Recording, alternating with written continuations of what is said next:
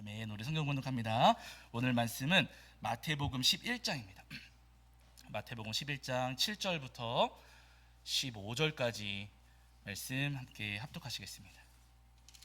마태복음 11장 7절부터 15절입니다.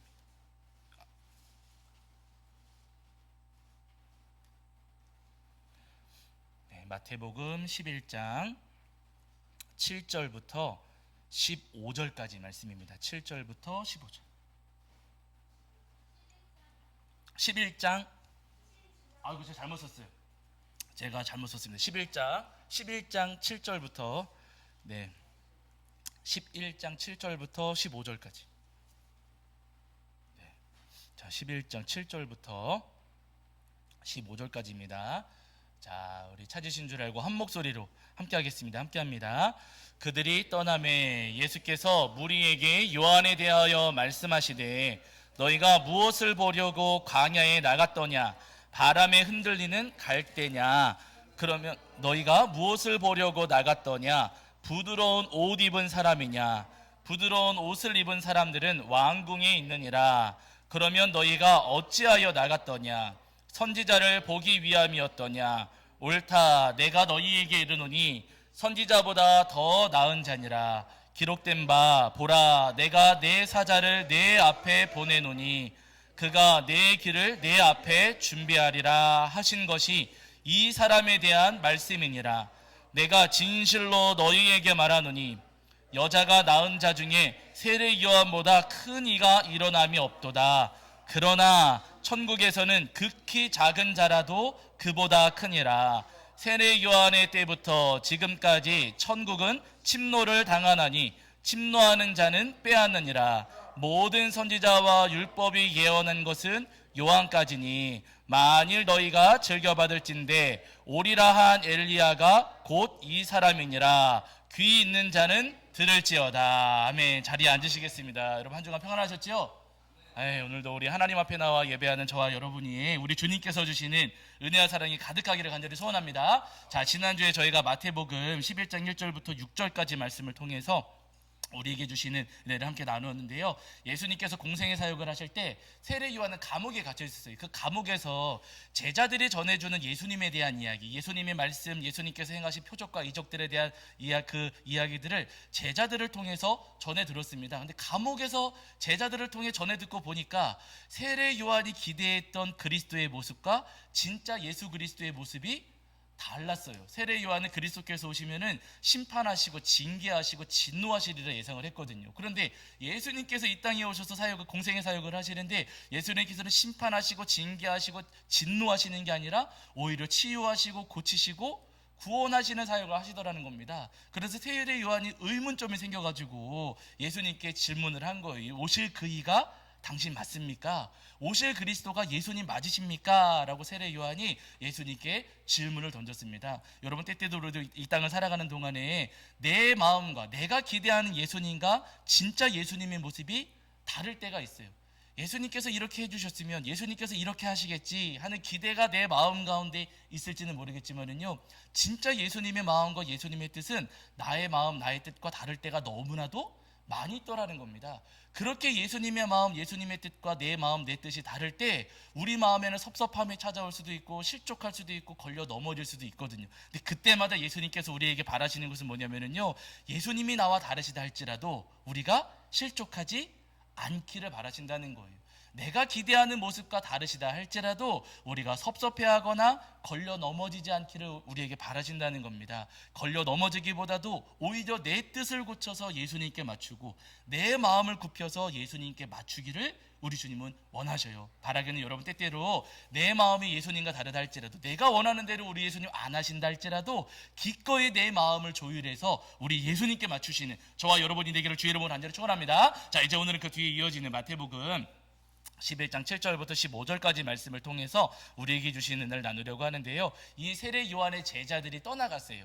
예수님의 말씀을 들은 이후에 세례 요한의 제자들이 떠나갔습니다. 그 이후에 그 자리에 여전히 남아있는 사람들에게 예수님께서 이제 세례 요한에 대한 말씀을 하시면서 그 사람들에게 물으셔요. 오늘 본문을 보시면 예수님께서 뭐라고 물으시는가? 자, 읽으신 말씀이지만 한 번 더 보실게요. 11장 7절이거든요. 마태복음 11장 7절.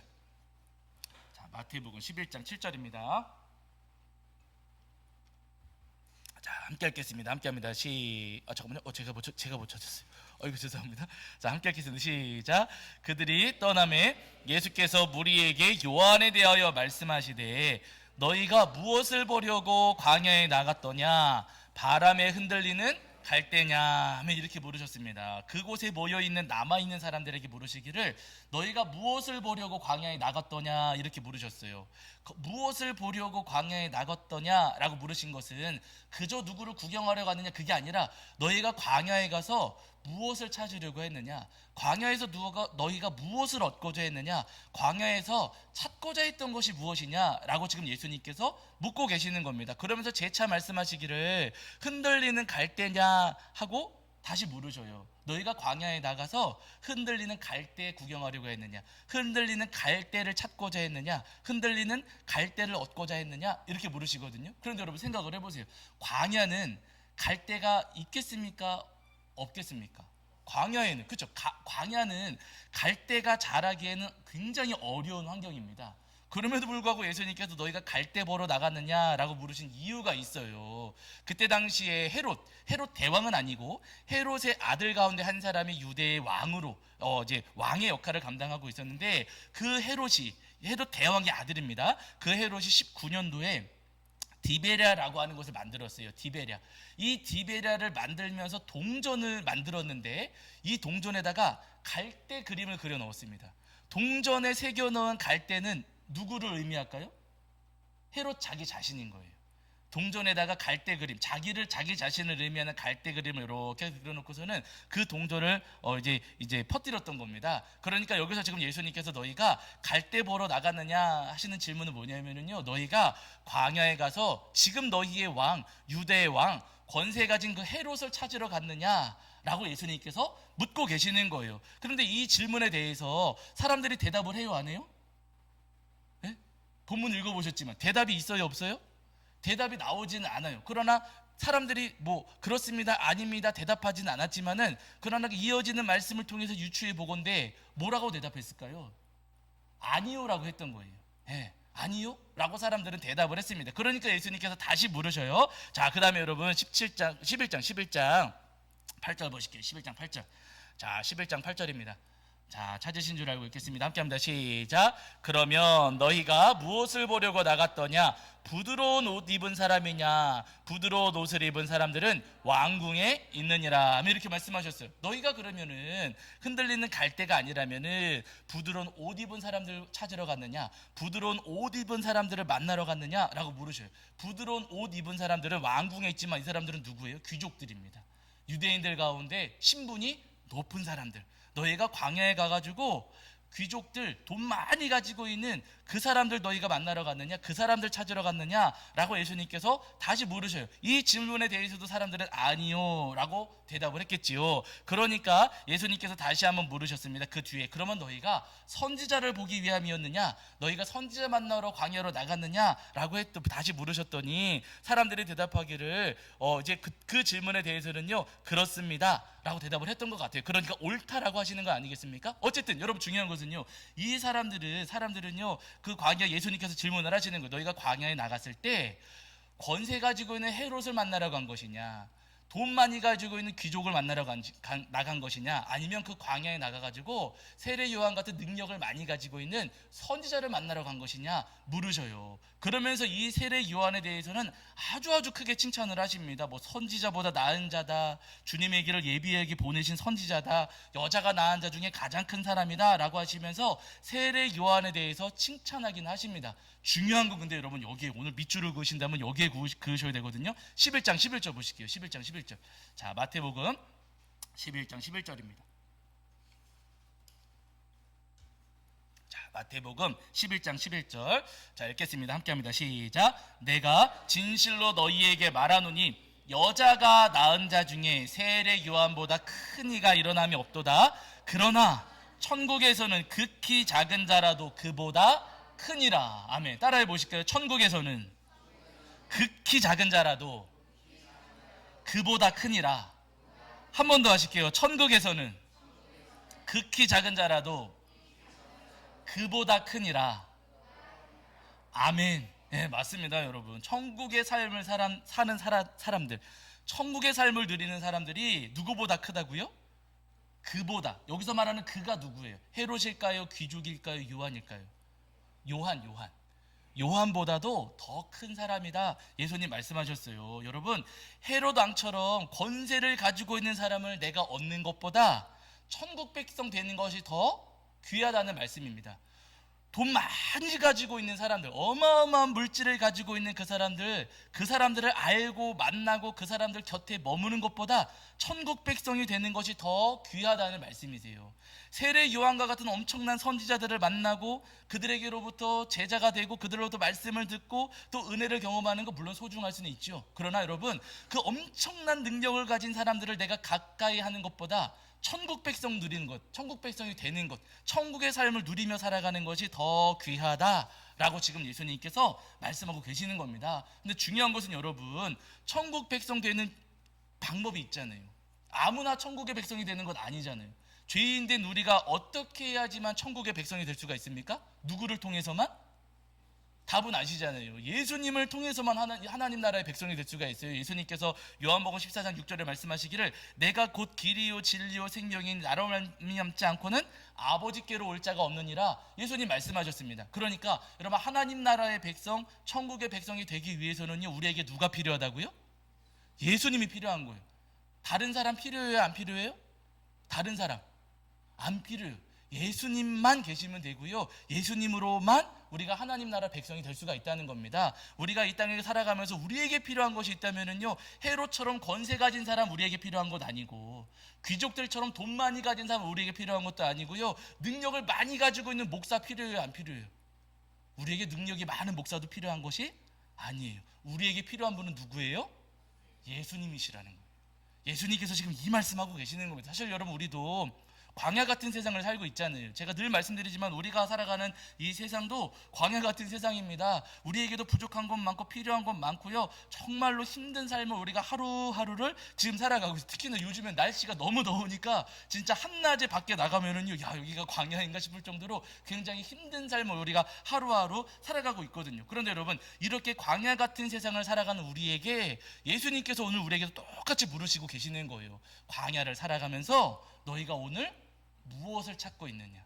광야 같은 세상을 살아가면서 무엇을 얻기 위해서 살아가고 있느냐라고 예수님께서 오늘 우리에게 묻고 계십니다. 어떤 분들은요, 헤롯처럼 권세 가진 사람을 되기 위해서, 헤롯처럼 권세를 얻기 위해서, 혹은 헤롯처럼 권세 가진 사람과 친해지기 위해서 살아가는 사람들도 분명히 있습니다.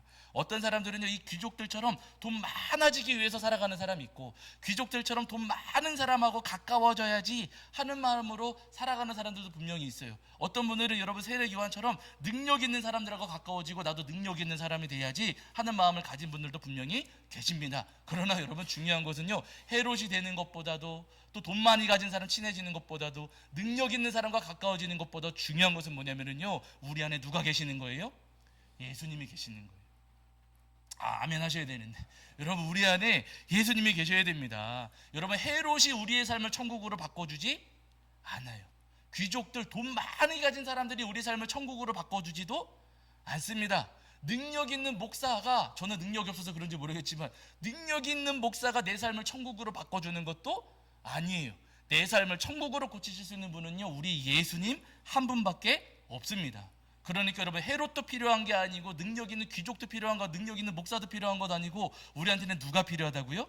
예수님만 필요한 거예요. 바라니 여러분, 광야 같은 세상을 살아가시는 동안에 권세 가진 자나 돈 가진 자나 능력을 가진 자나 그런 자들을 탐하는 것 아니라 오직 예수님만 구하시고 예수님으로 충분한 삶을 살아가시는 저와 여러분이 되기를 주의 이름으로 간절히 축원합니다. 여러분, 제가 예전에 한번 말씀드렸잖아요. 제가 수능 시험 보던 날, 수능 시험 아침에 일찍 갔어요. 그 시험장 11월 중순쯤에 수능 시험을 보러 가고, 제가 시험 치르는 그 교실에 앉아가지고 시험을 기다리고 있는데 문이 딱 열리더니 저보다 한 살 많은 형, 저하고 아주 가까운, 기독교 동아리 같이 활동했던 형인데, 그 형이 여러분 전교에서 1등 하던 형이었어요. 진짜로.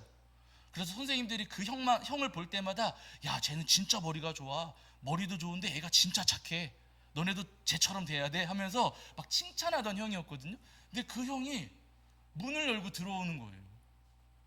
그 형은 작년에 분명히 수능 시험을 봤거든요. 근데 제가 시험 보는 그 교실에 그 형이 문 열고 들어오는 거예요. 저 형이 여기를 어떻게 들어왔지? 여러분, 수능 시험 보는 그 교실에는 아무나 들어갈 수가 없어요. 엄마 아빠라고 들어가요, 못 들어가요? 거긴 못 들어가요. 시험 감독하는 사람하고 시험 치르는 학생들만 들어가는 겁니다. 다른 사람 아예 못 들어가거든요. 근데 그 형이 이렇게 들어오길래, 와, 전교 1등 하던 사람은 수능 시험 응원하러 교실까지 들어올 수 있는 건가? 제가 막 그렇게 막 생각하고 있는데 그 형이 이렇게 들어오더니 제 옆자리에 탁 앉는 거예요. 준도야, 안녕? 형 왜 왔어요? 형 왜 오셨어요? 나 시험 보러 왔어. 그러는 겁니다. 그 형이 전교 1등을 하던 형이었는데 그 전년도에 수능 시험 볼 때 좀 긴장을 했나 봐요. 그래서 시험 보고서 고대에 갔대요. 잘 간 거예요, 못 간 거예요? 엄청 잘 간 거잖아요. 엄청 잘 간 거예요, 여러분. 고대에 갔는데 나는 고대 갈 실력이 아니고 서울대 갈 실력인데 실수해서 고대를 갔으니 만족이 안 되더라는 거예요. 그래서 반수를 해서 서울대 가려고 다시 시험 치러 여기 왔다는 겁니다. 와, 속이 뒤집어져요, 안 뒤집어져요? 제 속은 뒤집어져요. 그런데 여러분, 전교 1등 하는 형이 다른 자리도 아니고 다른 교실도 아니고 제가 시험 보는 교실이고요. 전교 1등 진짜로 똑똑한 형이 다른 자리도 아니고 제 옆에 딱 앉아서 시험을 보는 거예요. 마음이 든든했을까요? 불안했을까요? 네? 1등 하던 형이 여기 있어요. 마음이 어땠을까요? 아무 관계가 없는 거예요. 그 형이 1등 하는 거지 제가 1등 하는 건 아니에요. 그 형은 그 형대로 시험 보는 거고 저는 저대로 시험 보는 겁니다. 3교시 때 제 기억으로 과학탐구 영역이었던가? 3교시가 그거였어요. 제가 열심히 문제를 풀고서, 근데 시험 시간이 꽤 길어요. 열심히 문제를 풀고서 그 답안지 이렇게 색칠하는 거 있거든요. 거기 답안지에다 색칠까지 다 해놓고서는 딱 제가 놨어요. 시계를 봤더니 와, 30분이 남은 거예요. 야, 시험이 쉬웠나? 내가 이렇게 빨리 풀었지? 옆을 살짝 봤어요. 그랬더니 이 형은 아직 풀고 있는 거예요. 이게 여러분, 이게 굉장히 소름 끼치는 일이거든요.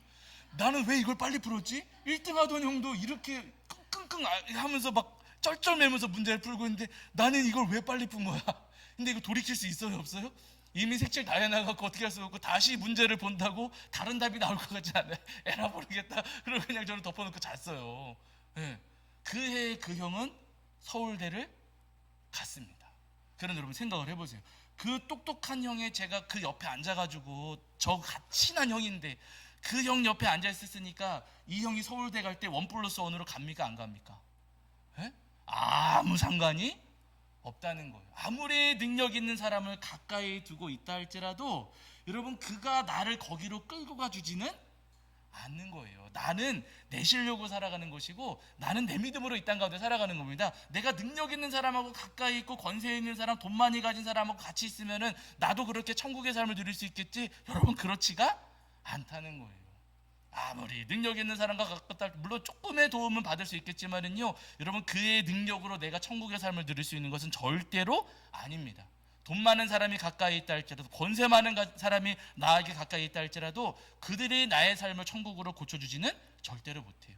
여러분, 나의 삶을, 광야 같은 세상을 살아가는 동안에 나의 삶을 천국의 삶으로 고쳐주실 수 있는 분은요, 우리 예수님 한 분밖에 없습니다. 바라기는 이 험한 세상을 살아가시는 동안에 우리 모든 성도님들이 권세 가진 사람이나 돈 가진 사람이나 능력 있는 사람을 의지하는 것 아니라 우리 예수님만 붙잡으실 수 있는 저와 여러분이 되기를 주의 이름으로 간절히 축원합니다. 여러분, 베드로와 요한이 성전에 기도하러 올라가다가 성전 민문에 앉아서 구걸하는 사람 만났잖아요. 이 사람은 태어나서 한 번도 걷지 못하던 사람입니다. 이 사람이 앉아가지고 베드로와 요한 지나가니까 돈 좀 주세요, 돈 좀 주세요 했겠죠. 돈이 필요하고 나한테는 돈이 있어야 됩니다 하는 마음으로 돈 좀 주세요, 돈 좀 주세요 했을 겁니다. 근데 그때 여러분, 베드로가 그 사람을 바라보면서 뭐라 그래요? 사도행전 3장 6절에 은과 금은 내게 없거니와 내게 있는 것을 내게 주노니 누구의 이름으로요? 나사렛 그리스도의 이름으로 일어나 걸으라 하면서 오른손으로 잡아 딱 일으켰더니 일어섭니까 안 일어섭니까?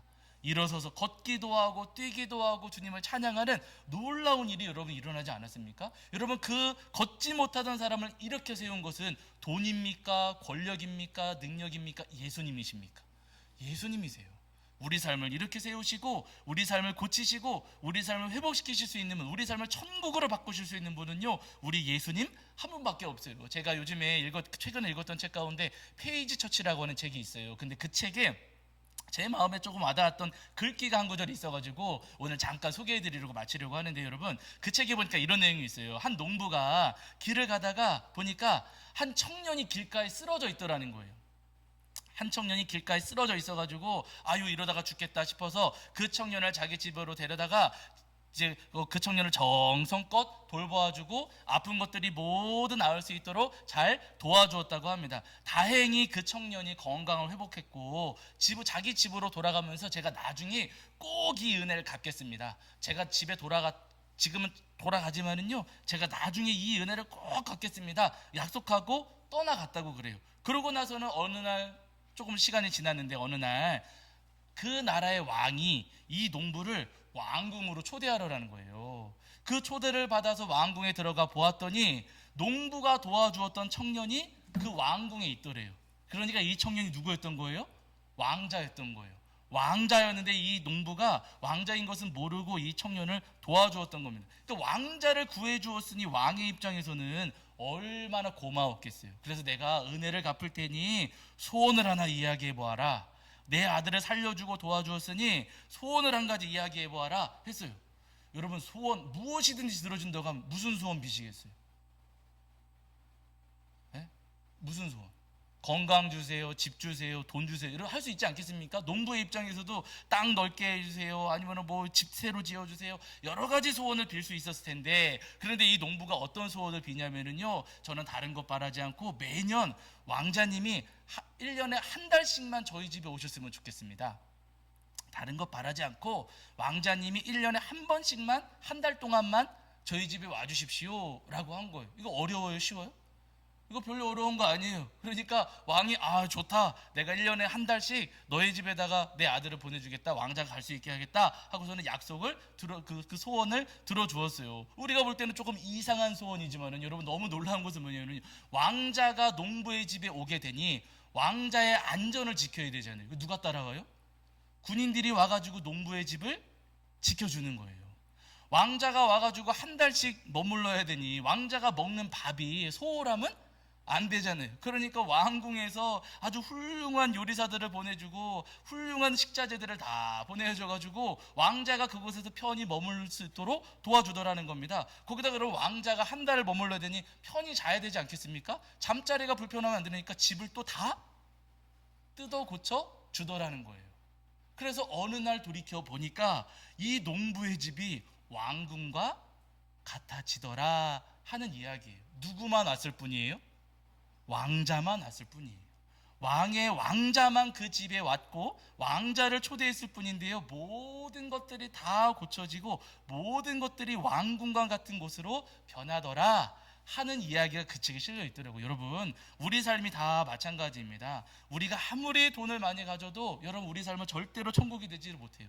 우리가 아무리 큰 권세를 가져도 우리 삶은 천국 되지 못합니다. 내가 엄청난 지식을 가진다 할지라도 우리 삶은 천국이 되지 못해요. 그러나 우리 삶에 예수님이 계시면 우리 삶은 변할 수가 있습니다.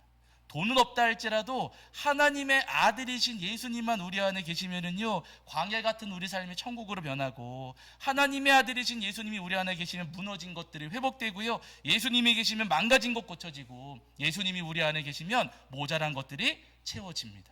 바라니 여러분, 우리 삶을 천국으로 고쳐주실 분은 예수님밖에 없습니다. 주님, 제 안에 찾아오셔서 저의 삶에 있는 모든 것들 고쳐주시고 회복시켜주시고 광야 같은 제 삶, 메마른 제 삶이 천국과 같은 삶 될 수 있도록 주님 도와주시옵소서. 날마다 기도하시는 저와 여러분이 되기를 주의 이름으로 간절히 축원합니다. 자, 우리 찬송하겠습니다. 찬송, 여러분 충만 오늘 같이 찬송하셨는데요, 우리 충만 찬송하시면서 준비하신 예물 봉헌하겠습니다.